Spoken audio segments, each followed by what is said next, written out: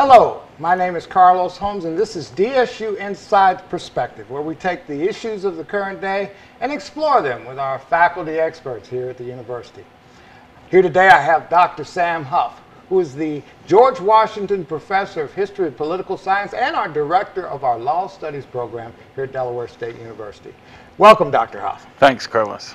You know, ever since the tragic shootings in Newtown and Aurora last year, it seems that gun control has been put back on the front burner again. And we're talking about that a lot today. So that's our topic for discussion today, gun control.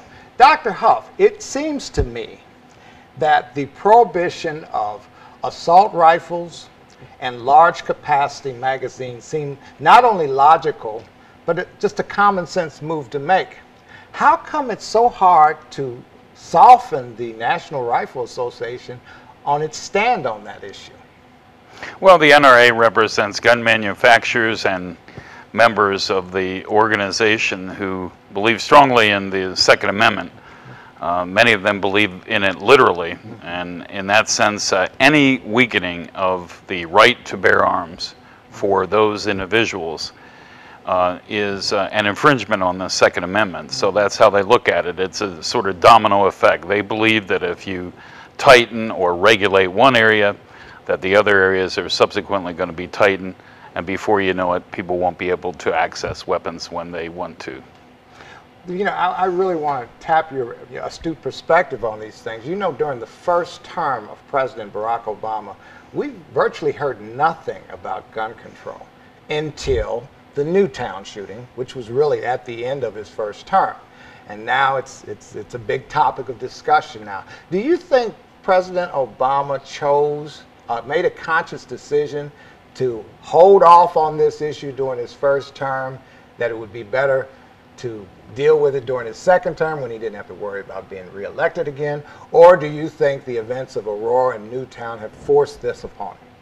Yes, I do think that there was a conscious decision to hold off on his first term. I don't believe that there was any intention to push it in a second term until the unfortunate events in Newtown. And I would remind our audience that 20 of the 26 people killed were first graders.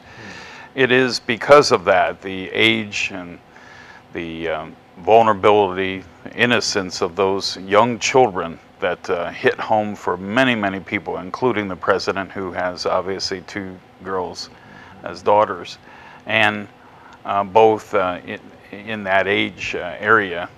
So this was much different than some of the other ones, and sort of hit home in a way that the president and the supporters of gun regulation are hoping will lead to the momentum to get some legislation passed. You know, there are some advocates for gun control that will say, you know, you're the president, you should use your executive orders powers to, make some things happen with gun control, such as the law that prohibits local law enforcement officials to access federal databases for gun usage. Is it possible for him to use his executive order powers here, and what would the fallout be? Well, American government is about separate institutions sharing power. The president has a role in the legislative process. I believe it's incumbent upon the administration to propose issues, whether it be the State of the Union or other milieux, which the legislature could consider, or for members of either the House or Senate to initiate legislation, whether they're Democrats or Republicans, and seek White House support for it. But there is a role to play for what we call separate, independent, or unilateral moves by the president, and those could be done in several instances. One, which appears to be the current case, is if there is no movement in the legislature after several attempts to get them moving. Another one may be because the president wants to do something that is the opposite of legislation that just got passed, and we've seen that in previous administrations. So while Congress gets upset at it, I think they have less room to cry about it if they haven't done something when the White House is asked. And I'm not saying they have to agree to everything. It's always negotiations, bargaining, and compromise.